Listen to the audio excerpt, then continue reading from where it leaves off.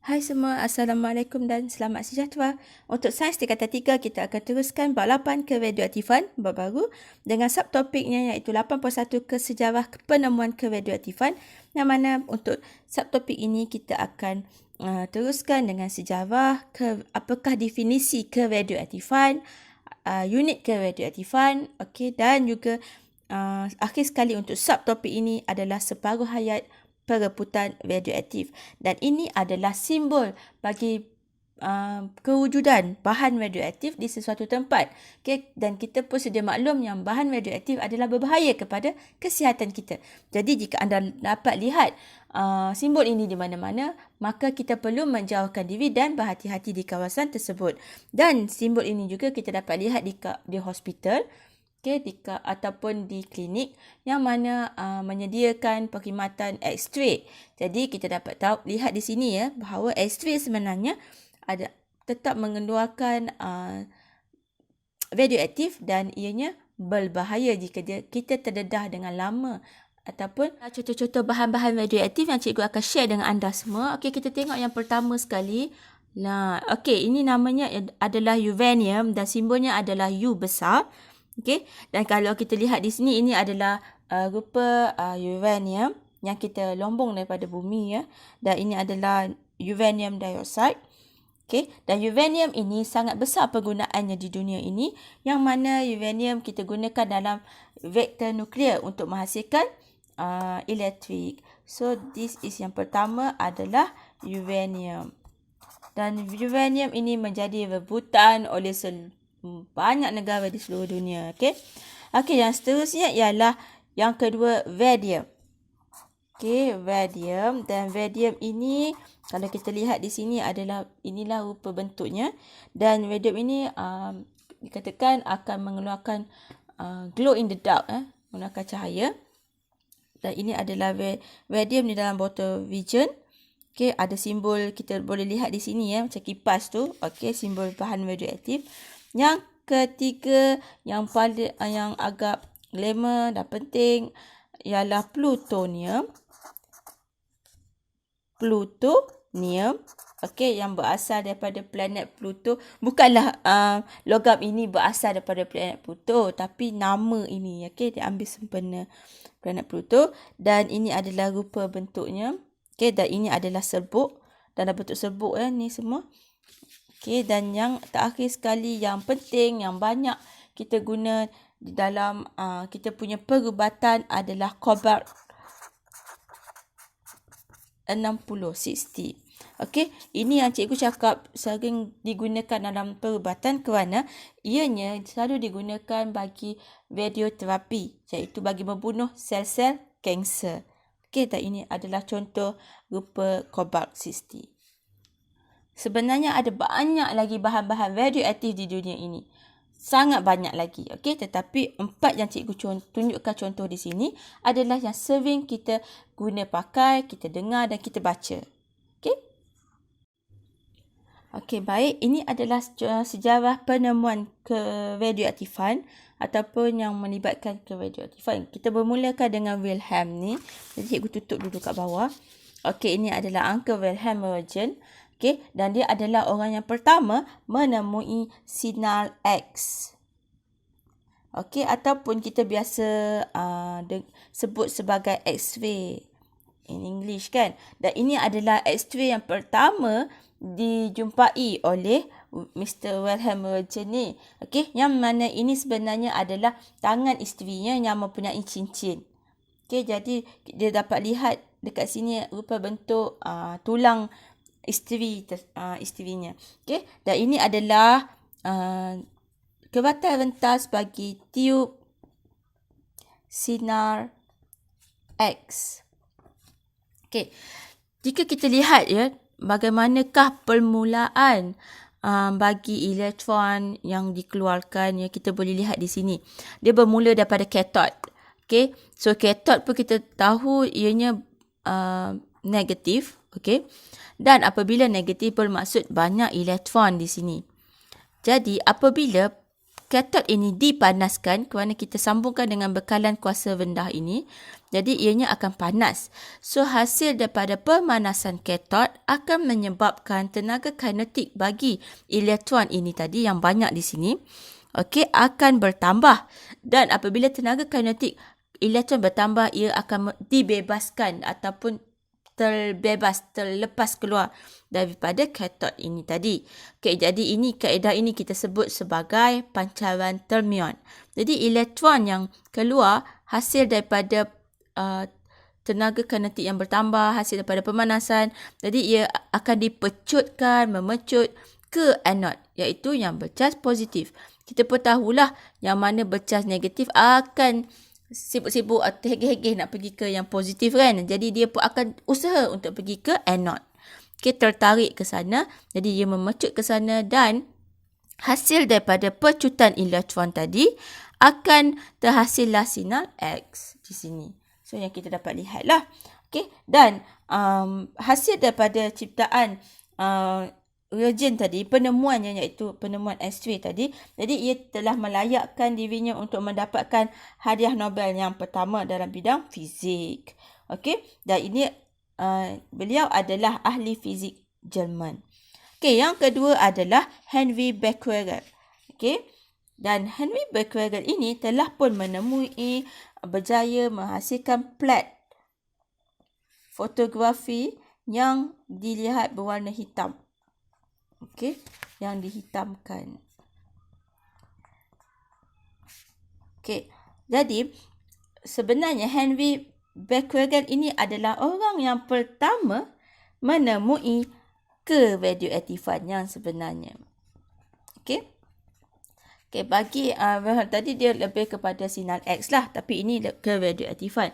Okey, hasil daripada penemuan ini beliau telah pun berjaya menemukan sebatian radioaktif iaitu uranium yang mana akan memancarkan pancaran yang menghitamkan plat fotografi ini dalam keadaan gelap secara tidak sengaja. Okay, dan inilah yang kita sebut sebagai pengayonan. Okay. Dan hasil daripada penemuan ini, maka beliau telah pun berjaya menerima hadiah Nobel. Okay. Jadi pada waktu ini, inilah pertama kali kita menjumpai kesan radioaktif daripada uranium ini. Okay. Jadi pancaran ini ditemui daripada nukleus ataupun dikeluarkan daripada nukleus. Okay. Nukleus uranium. Okay, actually yang bulat ini adalah nukleus. Kita ada belajar dulu masa tingkatan 1 atom adalah yang paling kecil. Tetapi di dalam atom sendiri ada yang lebih kecil. Kerana di dalam atom kita ada nukleus yang terdiri daripada proton dan neutron, dan di luarnya kita mempunyai elektron. Jadi ini adalah nukleus di dalam ini ya. Okey, di sinilah. So daripada nukleus uranium inilah Henry Becquerel berjaya menemui satu pancaran yang mana akan menghitamkan plat fotografi. Dan itu yang kita kenali sebagai radioaktif daripada uranium. Dan akhir sekali yang agak glamour kan dalam sejarah kita adalah Mary dan Pierre Curie. Okay, ini adalah sepasang suami isteri yang telah pun berjaya mengesan bak radioaktif melalui kuasa pengayonan dan bukan kuasa fotografi. Bagi Henry Becquerel, beliau mengesan radioaktif daripada fotografi, tetapi pengayonan yang sebenarnya berlaku kesan ini dijumpai oleh Mary Pierre Curie ini. Okay? Dan pertama kalinya mereka menjumpai radioaktif ini daripada biji uranium, iaitu kita juga kenali sebagai pig blend. Okay? Pada pig blend ini sebenarnya adalah uranium biji yang kita dapati daripada kawasan pelombongan, iaitu kita lombong-lombong kita jumpa uranium. Kan, dan hasil pelombongan itulah kita sebut sebagai pig blend ataupun biji uranium. Ataupun yang sebenarnya kita juga kenali sebagai uranium oxide. Okey, biasanya semua biji-biji logam yang kita jumpa daripada permukaan bumi telah pun teroksida kerana telah terdedah dengan lama dengan oksigen, dan inilah yang dihasilkan. So daripada uranium oxide ini yang pure daripada pelombongan, jadi telah pun berjaya mengekstrak dua elemen radioaktif daripada uranium oxide ini, iaitu yang pertama disebut sebagai polonium dan yang kedua adalah radium. Jadi kedua-dua unsur radioaktif ini, polonium dan radium ini, telah pun dijumpai oleh Mary Ampere Curie. Dan ini adalah contoh pancaran gamma yang dijumpai daripada radium. Okey. Dari radium. Ataupun Ra. Besarlah R je. Okey, dan ini adalah sejarah-sejarah keradioaktifan, sejarah awal keradioaktifan. Okey, untuk X-ray iaitu Wilhelm Röntgen, untuk Henry Becquerel iaitu orang pertama menemukan keradioaktifan, tetapi dalam bagi kesan fotografi, okey, fotografi, dan akhir sekali Mary Curie dan suaminya Pierre Curie telah pun menemui keradioaktifan bagi uranium, biji uranium, dan berjaya mengekstrak polonium dan radium. Okey, melalui kuasa pengayunan. Jadi menemui radioaktif daripada pengayunan. Okey, jadi hasil daripada penemuan ini, Mary Curie telah pun berjaya mendapatkan hadiah Nobel, dan beliau adalah satu-satunya wanita yang telah pun menerima 2 hadiah Nobel, iaitu hadiah Nobel dalam bidang fizik dan juga dalam bidang kimia. Okey, tetapi Mary Curie telah pun meninggal dunia akibat daripada kanser. Okey, dan dikatakan beliau menghidapi kanser kerana terdedah dengan pancaran gamma yang berlebihan ketika melakukan eksperimen. Okey, kita lihat pula apakah definisi keradioaktifan. Apa dia sebenarnya keradioaktifan ini? Okey, dia sebenarnya adalah proses yang paling penting sekali kita sebut sebagai proses perebutan. Reput. Kita kena guna perkataan perebutan. Okey, secara rawak. Okey, kita tak boleh atur dia. Dan juga secara spontan. Okey, yang cikgu tulis ini adalah keyword-keyword yang penting ya. Okey, apa yang merebut secara rawak dan spontan ini? Jadi proses perebutan nukleus sebenarnya. Okey, nukleus yang tidak stabil. Okey, dengan memancarkan hasil daripada perebutan nukleus yang tak stabil ini, jadi ianya akan memancarkan yang kita sebut sebagai sinar radioaktif.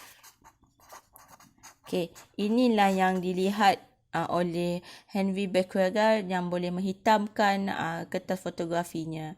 Okey, jadi kalau kita lihat di sini ya, perebutan nukleus secara rawak dan stabil dan spontan.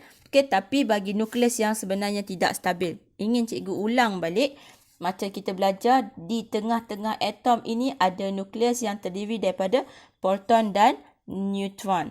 Okey, di luar ini pula dikelilingi oleh kita sebut sebagai elektron yang agak laju pergerakannya dan sangat ringan. Jadi proton dan neutron ini adalah terletak di nukleus, dan selalunya nukleus bagi bahan radioaktif ini adalah tidak stabil. Jadi ianya ingin berubah ya daripada tak stabil ini kepada yang lebih stabil. Jadi berlaku perebutan di sini. Okey, perebutan bermaksud daripada uranium for example berubah menjadi 2 benda yang berbeza. Ini yang kita sebut sebagai perebutan. Jadi nukleus ini akan terbahagi. Okey, dan setelah dibahagikan itulah sinar radioaktif yang berbahaya ini akan dikeluarkan ketika proses ini berlaku. Okey, dan ini yang berbahaya. Dan apakah dia? Kita tengok pula definisi bagi perebutan radioaktif. Okey, Kerana apabila berlakunya perebutan, barulah kita boleh nampak kesan keradioaktifan.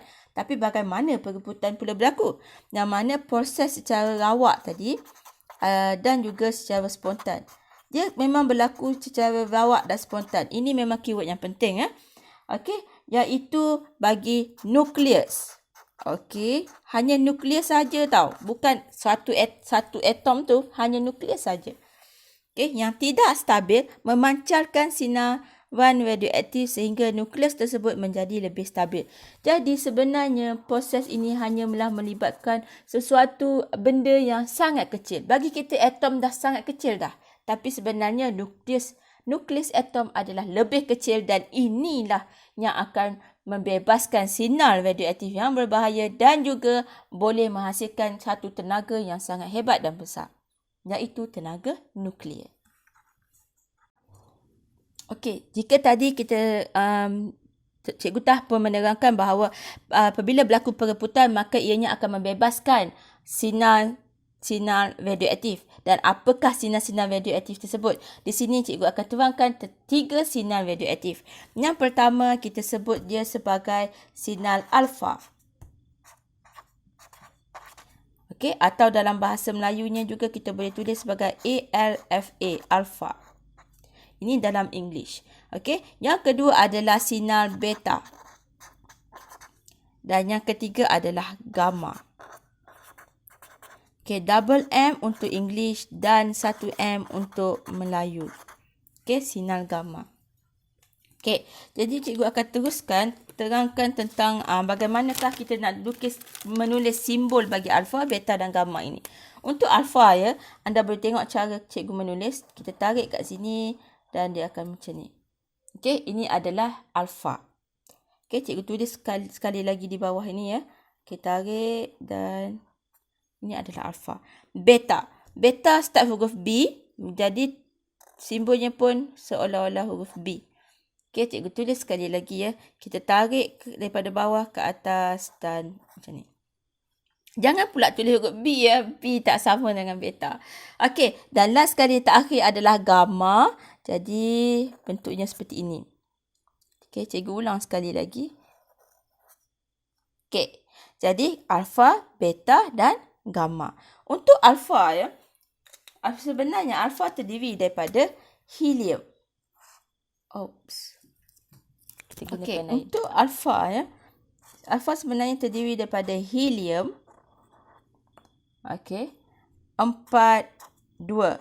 Yang mana 4,2 ini adalah nombor proton dan elektron, iaitu berapakah bilangan yang ada dalam nukleus. Okey, dan 2 ini adalah bilangan proton. Okey, jadi kita lihat di sini 4 tolak 2 jadi 2. Jadi bilangan neutronnya adalah 2. Okey, bagi beta pula, beta adalah terdiri daripada elektron. Okey, dan ianya ringan dan elektron ini nombornya adalah 0, -1. Okey, yang ini penting Tetapi gamma hanyalah adalah suatu gelombang elektromagnetik. Jadi dia bukan terdiri daripada unsur-unsur lain. Okey, dia adalah gelombang. Dan gamma ini tidak mempunyai jisim dan seperti mana alfa dan beta. Alfa adalah yang mempunyai jisim paling tinggi berbanding ketiga-tiga ini. Manakala beta adalah lebih ringan kerana terdiri daripada elektron, tetapi gamma tiada jisim. Okey, kerana dia adalah suatu gelombang elektromagnetik. Baik, ini adalah contoh perebutan uranium 238. Okey, yang uranium yang sering digunakan di dalam reaktor nuklear dan juga bagi pembuatan bom atom. Okey, so kita lihat di sinilah, ini adalah nukleus bukan atom Bukan seketul atom, tetapi hanyalah nukleus atom sahaja. Okey, yang mana kita dah buang dah elektron di sekeliling dia. Inilah rupanya sangat kecil, sangat-sangat kecil. Tetapi ada beratus campuran proton dan neutron di dalam nukleus ini bagi berbentuk satu atom. Okey, maksudnya atom adalah lebih besar lah dan nukleus ini berada di dalam atom. Okey, jadi perebutan uranium ini merebut secara rawak dan spontan dan daripada tidak stabil, ini bermaksud nukleus ini tidak stabil dan ingin mereput supaya menjadi lebih stabil. Okay, so ini adalah lebih stabil berbanding dengan uranium, nukleus uranium yang asal, iaitu thorium, dan hasilnya kita dapati ialah nukleus helium. Okay, jadi cikgu nak tulis persamaan di sini ya. So saya tulis kat sini U besar. Okay, tulis guna ni lah, besar sikit kan. Okay, U kat sini. Okay, dan ini adalah 146 neutron dan 92 proton. Hasil campuran ini kita dapat lihat ya. Kita akan dapat 238. Okay, yang ke atas ni kita kena tulis bilangan proton dan bilangan neutron. Di bawah ini adalah nombor proton. So, nombor proton dia adalah 92. Okay, dan mereput, jadi hasil mereputan kita dapat lihat di sini adalah thorium. TH adalah simbol bagi thorium. Okay, kerana thorium dalam bahasa Inggeris kita eja dalam keadaan macam ni lah. Thorium. So, kita ambil TH. T besar, H kecil. Dan hasil dekat sini kita dapat lihat adalah 2, 3, 4. Okay, hasil campuran proton dan neutron.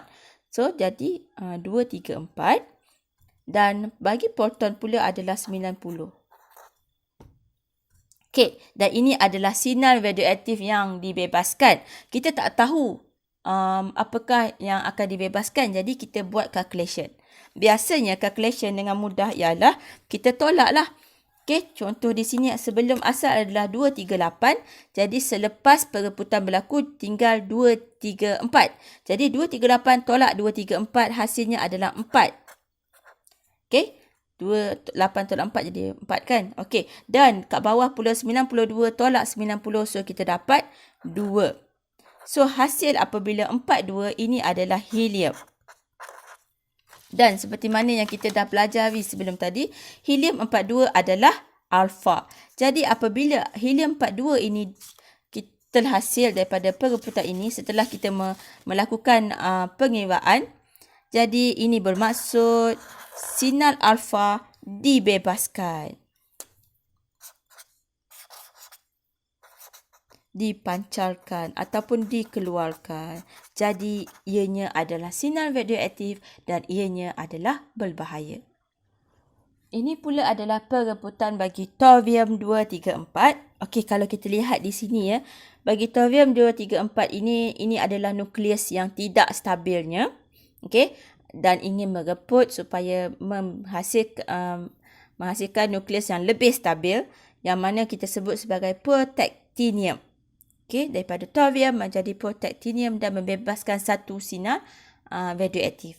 Jadi kita nak lihat apakah sinar radioaktif yang akan dibebaskan. So kita mulakan dengan thorium ini, T besar dan H kecil. Okay, ini adalah nilai proton dan nilai neutronnya. Jadi kita tambahkan, hasil tambah kita dapat 2, 3, 4. Jadi 2, 3, 4 itu kita tulis di sini, iaitu nombor nukleon, hasil campuran P dan N. Dan di bawah ini adalah nombor nilai bagi nombor proton. Dan nombor protonnya adalah 90, iaitu bilangan proton. Dan ini adalah thorium punya penulisan. Okey, kemudian ianya mereput dan hasilnya ialah menjadi protactinium. Dan simbol bagi protactinium ini adalah P besar dan A kecil. Ini adalah simbol bagi protactinium. Dan kita nak lihat ya berapakah nombor proton dekat atas. Nombor protonnya ialah 2, 3, 4. Okey. Dan nombor protonnya ialah 91 di sini ya. Jadi cikgu pun tulis kat sini 91. Okey. So ini adalah before and ini adalah after. Okey. Jadi kalau kita lihat di sini ya, hasil tolak sepatutnya awal tolak akhir lah kan. Sebab awalnya adalah permulaannya. Jadi sebelum. Okey, jumlah sebelum total. So, tapi PA ni adalah selepas. So, hasil daripada ini kita dapat lihat ya. 2, 3, 4 dan 2, 3, 4. Jadi kalau 2, 3, 4 ni kita tolak dengan 2, 3, 4 ni kita dapat kosong lah nilai dia. Dan 90 ini kita tolak dengan 91. So, kita akan dapat negatif 1. Okey, so 91 tambah negatif 1 barulah kita dapat kepada keadaan asal dia iaitu 90. Dan kosong negatif 1 ini adalah bagi elektron. Okey, bercharge negatif. Okey, dan kalau kita lihat balik yang cikgu dah tunjuk tadi, sinar radioaktif bagi beta adalah E kosong negatif 1. Maksudnya sinarnya radioaktif yang dibebaskan di sini adalah beta. Dan ianya adalah lebih berbahaya daripada alfa. Dan perebutan, contoh perebutan yang ketiga kita akan bincang hari ini adalah kobalt 60. Okay. Yang mana ini adalah kobalt 60, nukleusnya yang tidak stabil. Okay, 23 proton dan 33 neutron. Okay, kemudian berubah mereput menjadi kobalt 60 tetapi dengan lebih stabil. Okey, tapi kita lihat sama saja kan. Okey. Ianya menjadi lebih stabil apabila ianya membebaskan satu sinar. Okey. Jadi dekat sini kalau kita tengok cara nak tulisnya adalah CO iaitu singkatan bagi kobalt dan nilai bagi nuclear number dia iaitu proton campur neutron adalah 60 dan nilai protonnya adalah 27. Okey, dan mereput menjadi kobalt 60 tetap 60 dan bawah dia tetap 27. Tambah dengan hasilnya. So hasilnya yang kita dapat lihat 60 tolak 60 jadi kosong, 27 tolak 27 jadi kosong. Maksudnya tiada apa-apa yang kita dapat lihat, tiada helium ataupun elektron. Jadi ini yang kita kenali sebagai sinar gamma. Kerana cikgu cakap tadi sinar gamma adalah suatu gelombang elektromagnetik yang tidak ada sebarang jisim. Dia hanyalah gelombang sahaja. Dan inilah yang paling berbahaya berbanding alfa dan beta. Okey, jadi kita dapat lihat di sini ya. Cikgu nak tunjuk semula. Perebutan uranium 238 ini. Okey, hasilnya kita dapat lihat 238.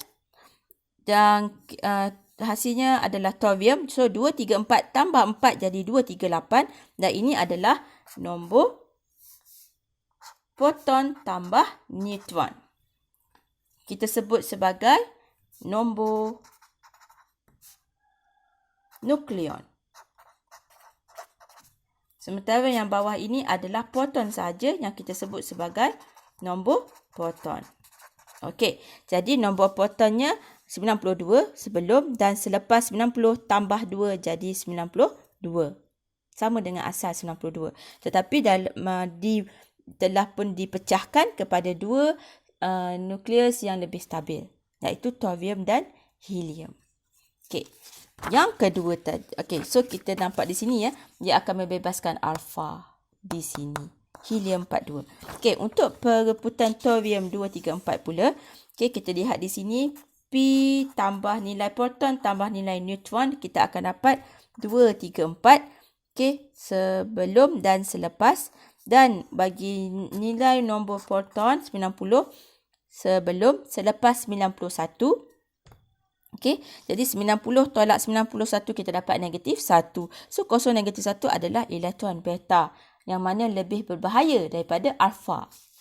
Dan akhir sekali yang kita baru belajar tadi ialah perebutan kobalt 60 yang mana ini adalah proton dan neutronnya dan ini adalah nilai protonnya. Okey, jadi sebelum dan selepas adalah sama, tetapi ia tetap membebaskan satu sinar radioaktif yang kita kenali sebagai sinar gamma yang mana lebih berbahaya daripada alfa dan beta. Jadi ketiga-tiga inilah yang kita sebut sebagai perebutan dan menghasilkan sinar radioaktif. Alfa, beta dan gamma.